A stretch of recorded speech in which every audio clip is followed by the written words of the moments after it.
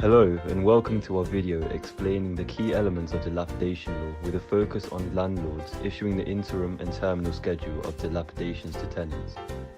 Hi, I'm Jordan and I'm going to take you through the key elements of dilapidation law.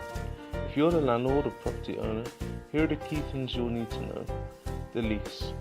It's a principal document which dictates the terms and conditions upon which the lease is agreed.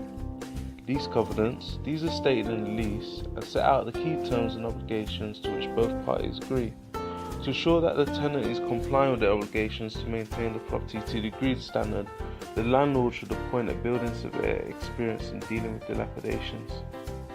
Repairs and decoration. Most leases contain covenants which put the tenant under obligation to carry out repairs and decoration. Some tenants desire to carry out alterations, so you should check the terms of your lease regarding these.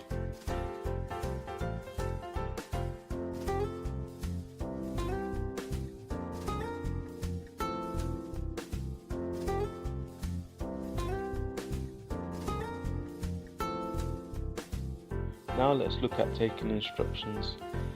When appointing a building surveyor to carry out a dilapidation survey or assess a claim, the landlord will need to obtain written confirmation of the services provided and the associated fees. This slide contains other items you may also wish to consider.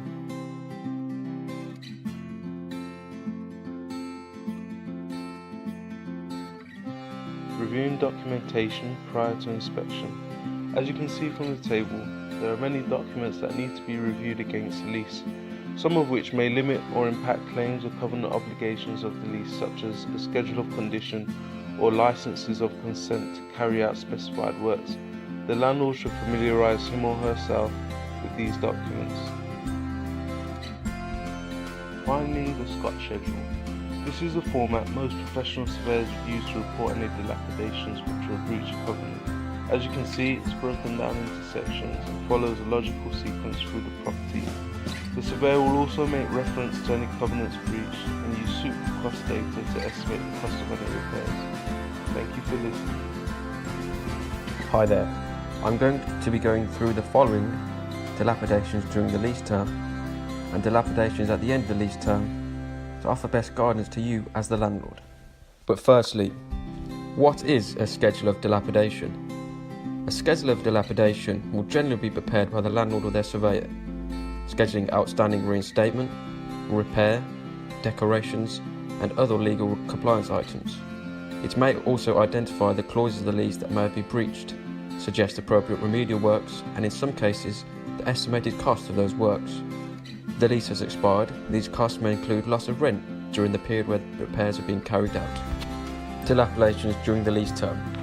On instruction by a party with the dilapidations liability during the term, will ascertain the remedies being contemplated or pursued by a landlord, and the role we as the surveyor will play in pursuing or defending against those remedies. The Leasehold Property Repairs Act 1938 sets out a number of important limitations on landlord's remedies in this context.